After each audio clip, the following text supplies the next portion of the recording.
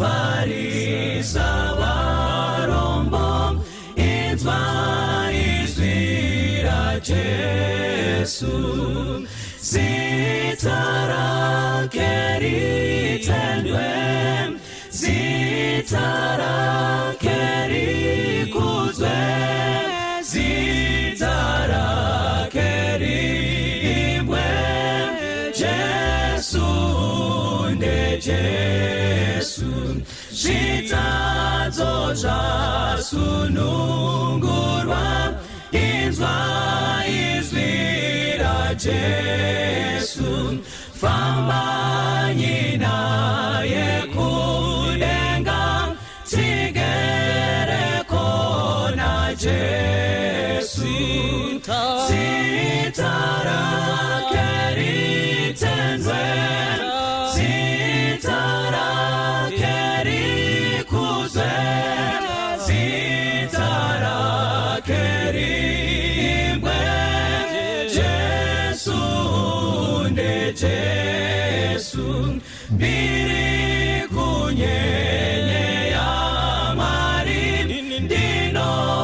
ndinodawira Jesu ndinodisa zita iri ramuponesi Jesu zita rake ritendwe zita rake rikuzwe zita rake riimbwe Jesu nde Jesu zvimwe ndatadza ndinoda kunzwa zita ra Jesu moyo wangu wanyaradzwa ngezita ra Jesu zita rake ritendwe zita rake rikuzwe zita rake riimbwe Jesu nde Jesu ako iye achauya nembiri neupenyu tichafara kutaura ruponeso rwa Jesu zita rake ritendwe zita rake rikuzwe zita rake riimbwe Jesu nde Jesu zita rake ritendwe zita rake rikuzwe zita rake riimbwe Jesu nde Jesu Jesu nde Jesu zita rake ritendwe zita rake rikuzwe zita rake riimbwe Jesu nde Jesu Jesu nde Jesu Jesu nde Jesu Jesu nde Jesu Uzimbu unoyera unatitungamira uripeso makristu wateweriwa Jesu waneti wanovara zimu unoda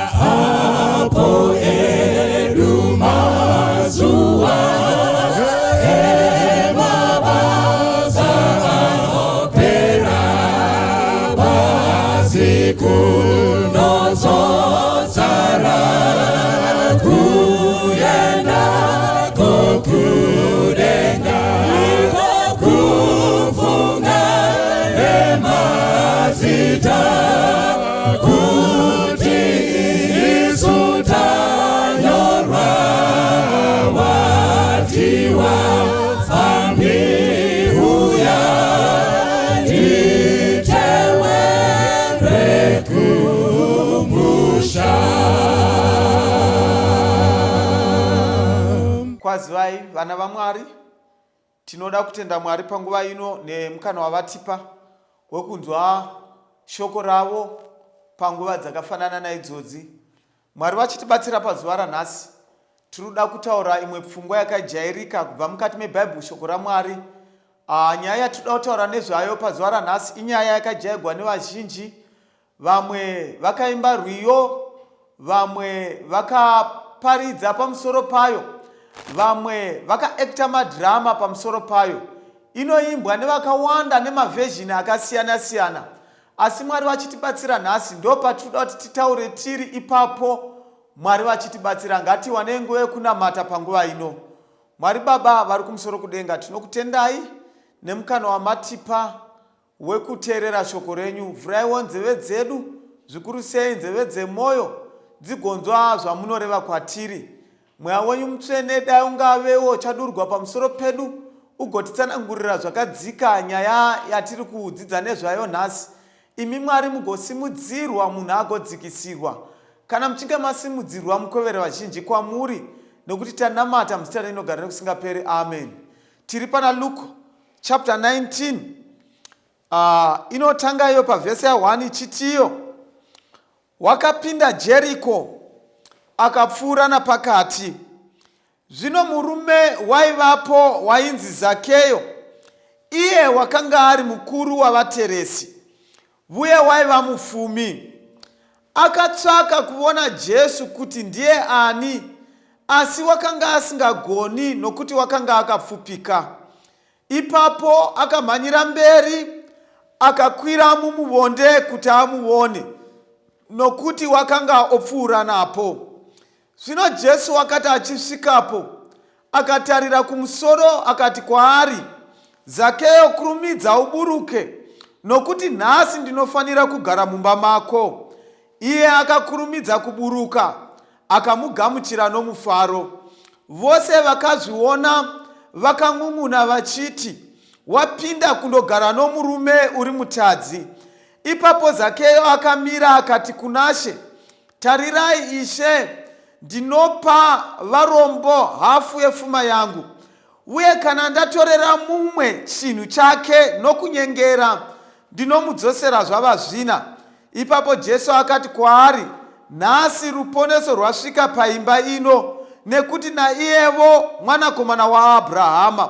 Nokuti mwanakomana womunhu wakauya kuzotsvaka nokuponesa chakarashika. Dai Mwari vangakomborere kuverengwa kweshoko ravo. Bhaibheri, shoko raMwari riri kutitaurira nepamusoro pemurume wakanga achinzi Zakeyo. Kuri kunzi rimwe zuva Jesu wakapinda munzvimbo kana kuti muguta reJeriko, ndokubva apfuura nepakati peguta. Mukati meguta iri makanga muchigara mumwe murume wakanga achinzi Zakeyo. Bhaibheri riri kuti Zakeyo wakanga ari mukuru wavateresi. Teererai munzwe zvatiri kuda kuti tinzwisisane panapa. Zakeyo akanga asiri muteresi, asi wakanga ari mukuru wavateresi. Zvinoreva izvo kuti vateresi vose pamazuva aya vakanga vachiuya vachipa ripoti yemafambiro avo kuna Zakeyo. Zvakare Zakeyo ndiye akanga achipa maorders evateresi, achivaudza zvokuita zvavanofanira kuita every day pabasa ravo. Saka Zakeyo nokuda kwebasa rake wakanga ari munhu mukuru, wakanga achizikanwa, akanga achirespektwa, akanga achipiwa nzvimbo mukati mecommunity maakanga achigara. Varume vakaita sana Zakeyo vaiti kana vachiuya kumitambo vakanga vasingagari kupovhu, vaipiwa zvigaro zvepamberi zvaigariwa nemadignitaries, vaigara mumatende aigariwa navakuru nokuda kwemabasa avo. Zvakare nzvimbo yakanga ichigagwa naZakeyo yeJeriko yakanga isingori nzvimbo yaingova komboni nje, asi yakanga iri nzvimbo nzvimbo yakanga ichigara vanhu vakanga vane mari dzavo. Jeriko yakanga iri nzvimbo yakanga ine makomo.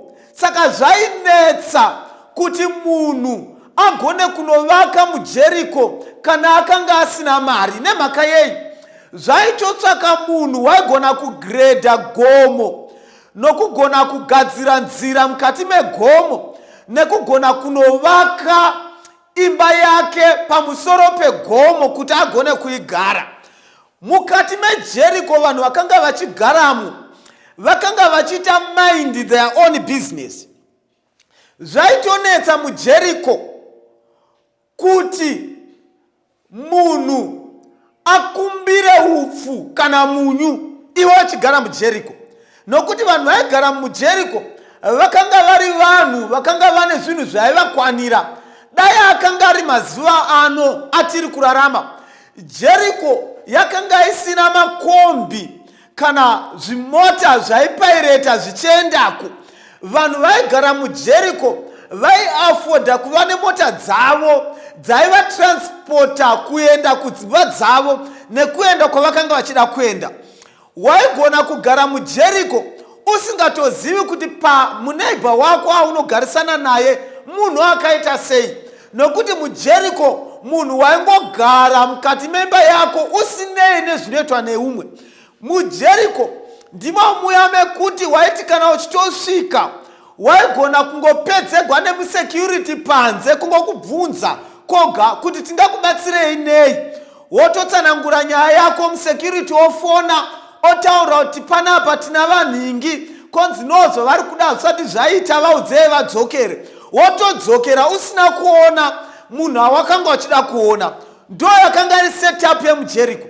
Saka Zakeyo waiafoda kugara mujeriko because of his status. So kana tichitaura nezvemurume anonzi Zakeyo, tinofanirwa kunzwisisa kuti Zakeyo was not just a mere man, but akanga ari murume wakanga akapfuma, uye akanga ari murume wakanga ari mukuru wairespectwa mukati mecommunity.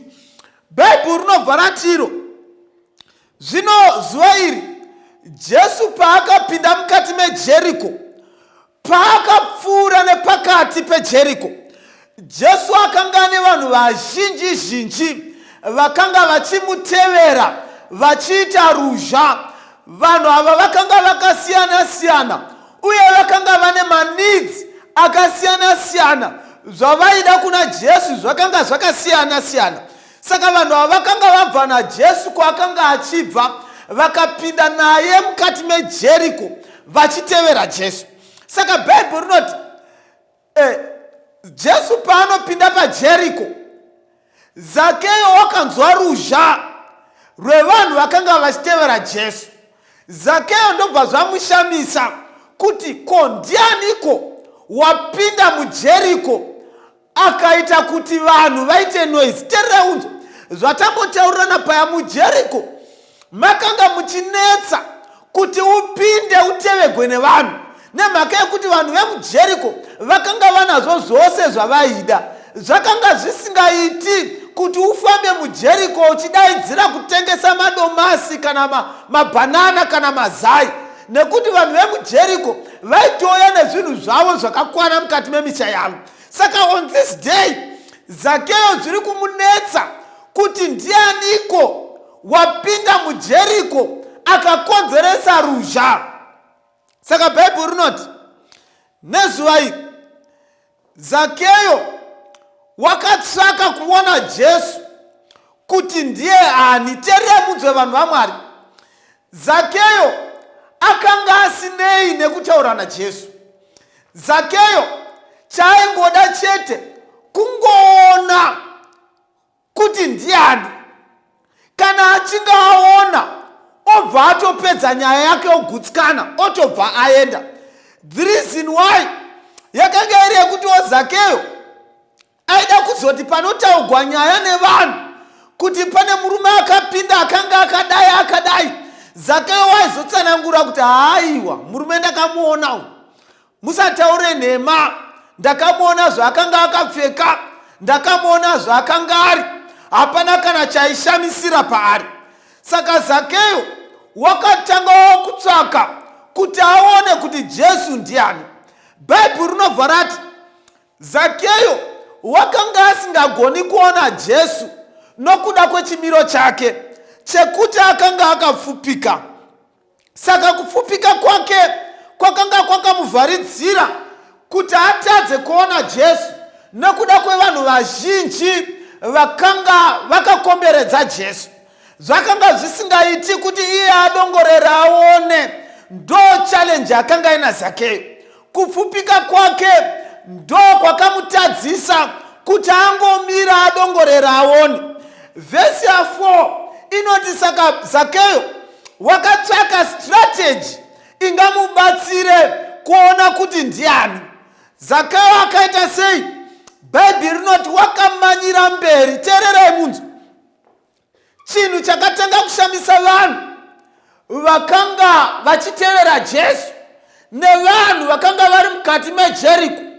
Chinhu chakatanga kuvashamisa ndechekuti munhu mukuru, kwete mukuru pamakore chete, but mukuru pastatus yake, mukuru paposition yake mucommunity nekubasa, akaonekwa achimanya achidarika vanhu vose. Bhaibheri rinoti wakamanya mberi kwevanhu. Chaimumanyisa chii Zakeyo? Kuda kuona. Aida kungoona chete obva adzokera. Saka vakomana vakanga vachishanda naZakeyo vakashamisika kuona bosi, kuona shefu vachimanya kudarika vanhu vachienda mberi. Vakomana vebasa, magarden boy, nevasikana vebasa, mahouse girl, vakashamisika kuona shefu vachimanya kupfuura vanhu vose vachienda kumberi kwevanhu. Chinhu chakazonyanyisa kuvashamisa kuona munhu mukuru akafanana naZakeyo achienda achinokwira mumuti. Bhaibheri rinotiro Zakeyo akasvika ndokumanya, ndokubva akwira mukati memuti, ndokugara mumuti, ndokudongorera kuona Jesu. Vanhu vakashamisika kuona murume mukuru achikwira mumuti achida kuona munhu akanga achipfuura. Teerera unzwe munhu waMwari. Bhaibheri rinotiro pavhesi ya 5. Zvino Jesu wakati achisvikapo akatarira kumusoro akati kwaari, Zakeyo, kurumidza uburuke, nokuti nhasi ndinofanira kugara mumba mako. Chinhu chakashamisa Zakeyo ndechekuti iye Zakeyo akanga asingazivi Jesu, akanga achitotsvakawo kungoona kuti ndiani, but Jesu akanga achiziva Zakeyo, kwete kungomuziva chete, waitomuziva nezita rake, to an extent yekuti Jesu anodaidzira Zakeyo mukati memuti nezita, oti Zakeyo, buruka mumuti. Teerera unzwe munhu waMwari. Zvinogona kuita kuti iwewe hausati wambonamata, zvinogona kuita kuti hauzivi Jesu, but teerera unzwe munhu waMwari. Chero usingamuzivi, iye anokuziva.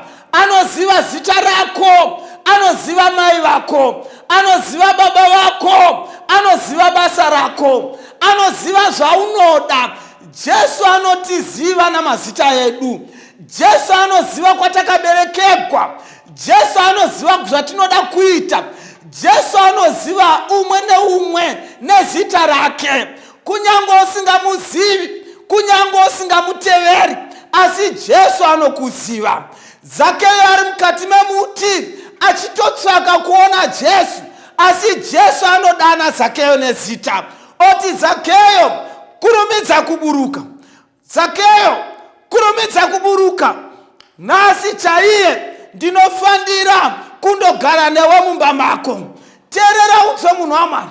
Chinhu chinondinetsa ndechekuti Jesu paari kuburutsa Zakeyo mukati memuti, ari kuti kuna Zakeyo, ndinofanira kundogara newe mumba mako. But chiri special pana Zakeyo Ndinorangarira rimwe zuva Jesu achibuda mukati meJeriko. Bhaibheri rinoti Jesu wakasangana nemurume ainzi Bhatimiyo. Bhatimiyo akadanidzira akati, mwanakomana waDhavhidhi, ndinzwirei ngoni. Vanhu vakazama kumunyaradza, akaramba achidanidzira. Jesu akamudana, vanhu vakamuti, tsunga mwoyo unokudana. Bhatimiyo akaenda kuna Jesu. Jesu akamubvunza, unoda ndikuitirei? Akati, ndinoda kuona.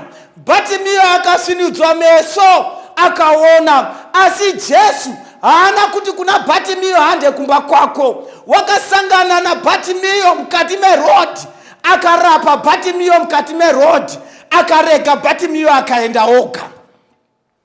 Ndorangarira Jesu achisangana nemudzimai wakanga ane chigwere chekubuda ropa for 12 years. Bhaibheri rinoti akanga ari mukati menzira achienda kumba kwaJairasi. Ndokubva abatwa mupendero wenguo nemukadzi akanga ane dambudziko rekubuda ropa. Bhaibheri rinoti paakabatwa anobvunza, ndiani andibata?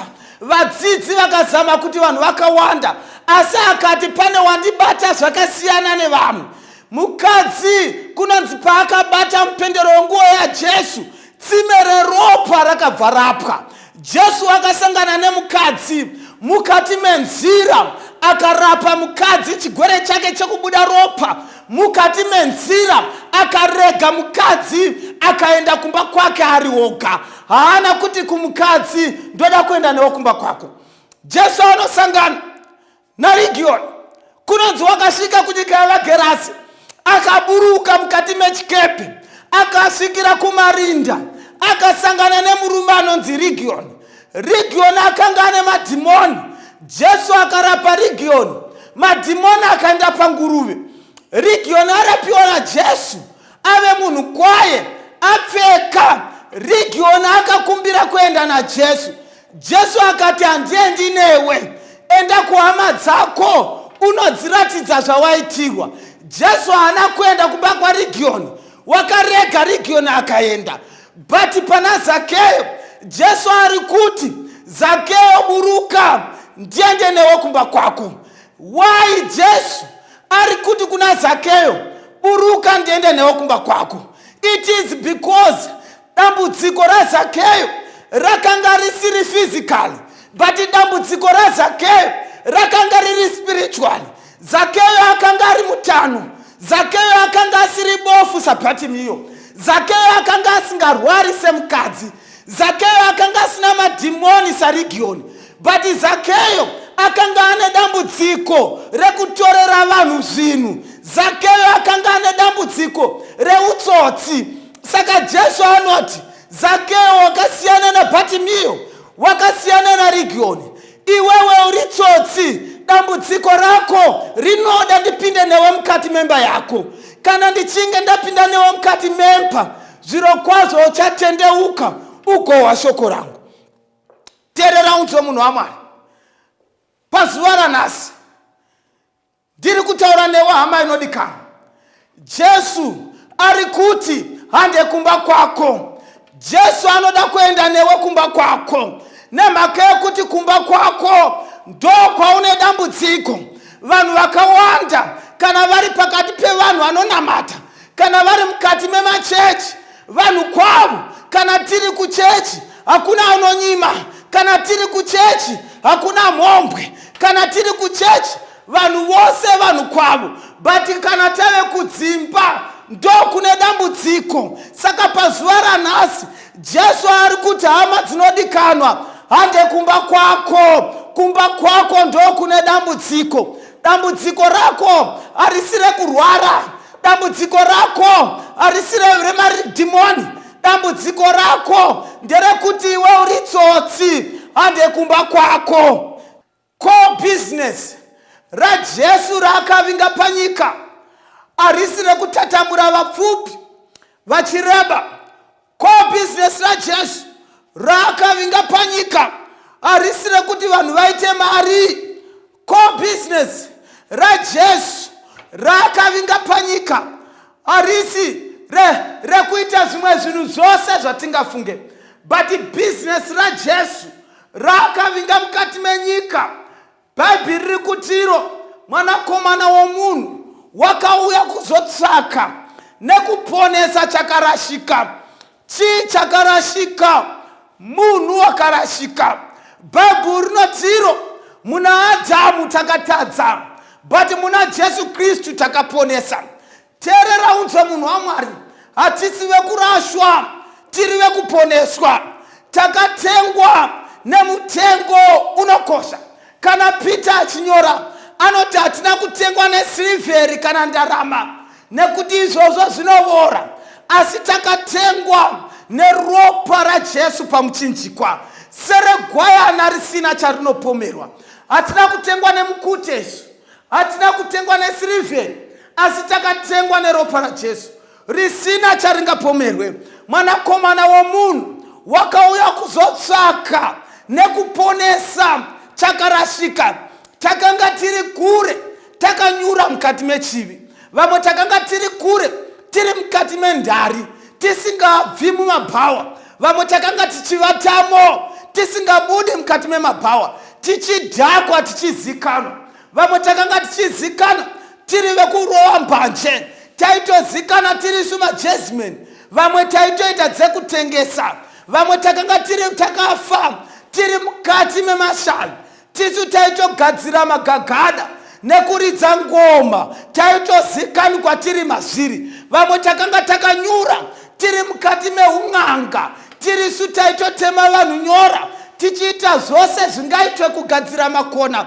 But thank God, mwanakomana wemunhu wakauya kuzotsvaka nekuponesa chakarashika.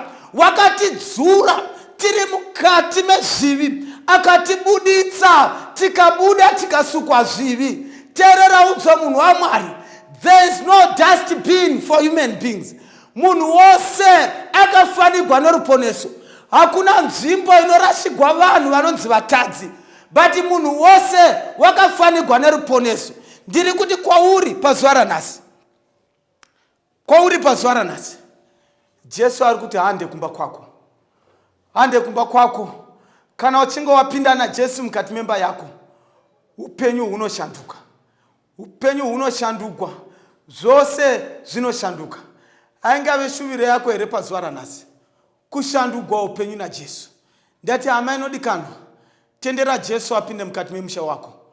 Hatichengetewi nemunyu isu, zviya zvekumaya munyu pamayadi tichiti salt ndio inotichengeta. Tinochengetwa neropa raJesu. Hatichengetwi nemvura yemubhodhoro kana yekugungwa, yekuAtlantic Ocean. Hatichengetwi nezvimafuta zvinofambiwa nazvo zviri mubhegi. Hatichengetwi nembiya kana matombo hurungudo. Tinochengetwa neropa raJesu. Ndiri kuti kwauri panguva ino, haudi here kugamuchira Jesu mukati meupenyu, apinde mukati memba yako agokudzidzisa kuti kunopfekwa sei? Haudi here kugamuchira Jesu apinde mukati memba yako agokudzidzisa kugona kurarama nemudzimai, agokudzidzisa kugona kurarama nemurume, agokudzidzisa kugona kurarama navamwene, agokudzidzisa kugona kurarama nemaneighbors? Haudi here kutendera Jesu apinde mukati memba yako agokudzidzisa zvose zvakafanirwa kuitwa nevadyi venhaka? Haudi here panguva ino, haudi here panguva ino kugamuchira Jesu? Kana ungave munamato yako, hama inodikanwa, kana ungave munamato yako, apo ndave kuda kunamata, ita munamato mukati memwoyo, uzvinamatire woga, uti Ishe wangu, pazuva ranhasi pindai mukati memba yangu, sezvo makaita mukati memba yaZakeyo. Kana muchinge mapinda mugoshandura chimiro chemumba mangu, mugoshandura chimiro changu, chero vanhu vachindiona vasaone munhu wakare asi vaone munhu wanhasi. Kana iri shuviro yako, apo ndiri kunamata, ita munamato mukati memwoyo. Ngatinamatei. Mwari Baba vanodikanwa kumusoro kudenga, tinokutendai panguva dzino. Imi muri Mwari, tiri vanhu basa remaoko enyu. Mwari, tiri vatadzi pamberi penyu, tinotsvaga kururamiswa nemi. Regererai kudarika kwedu, mutange nesu patsva. Pindai mukati medzimba dzedu, mugare nesu. zvamakaita kumba kwaZakeyo dai mungazviite mudzimba dzedu nhasi. Kana muchinge mapinda tigokuudzai zvose zvakaipa zvatinokuitirai. Kana tichinge takuudzai mugotirangaridza kuti tiri vana vaAbhurahama, tiri vadyi venhaka pamwe chete nehama dzedu dzakaita zvakanaka. Ivai nesu Jehovha pamazuva akaoma zvakadai. Murambe muchitiitira zvakanaka, muchitikomborera, muchitiropafadza. Zvirambe zvichienda mberi muchitiitira zvakanaka. Mbiri nerukudzo zvipiwe kwamuri naJesu akatifira pamuchinjikwa. Amen. Ndouya kumchinjiko ubofu neurombo, handidi chimwe chiro asiru pone soro, ndosimbi rakunemwi nyenye paKalvari dinofu kama pasimu mundipo neseini Jesu ndochemera moyo wangu waipa Jesu wataura ndinozo kuchenura ndosimbira kunemwi nyenye paKalvari dinofu kama pasi mundipo neseini ndapazve sekunemwi zviro zvese pasi moyo nemuviri wenyu narini ndosimbira kunemwi nyenye paKalvari dinofu kama pasi mundipo neseini ndosimbira kunemwi mune zvidzidzo zvenyu zvinondarapwa ini nemaropa ra Kristu ndosimbira kunemwi nyenye paKalvari dinofu kama pasi mundipo neseini Jesu arikuya moyo wangu wazara zinonda kachenurwa mbiri kuna na Jehova ndosimbira kunemwi nyenye paKalvari dinofu kama pasi mundipo neseini Jesu arikuya moyo wangu wazara zinonda kachenurwa mbiri kuna Jehova ndosimbira kunemwi nyenye paKalvari dinofu kama pasi mundipo neseini ndosimbira kunemwi nyenye paKalvari dinofu kama pasi mundipo neseini. Mighty foundation.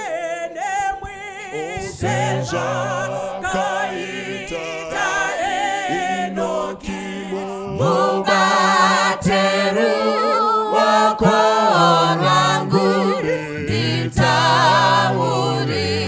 nanene mwikana jina yoshaikwa nivume indi fambene mwi handi ngambo famindeka nuturere kuvuvuta nirahuya kateiwa ngavengiwa nondiyata ese ayamamatamuto tenzivumaindi fambene mwi kuti mandi pasororo shepasisi nowanando nozofamba nekushinga notakura muchi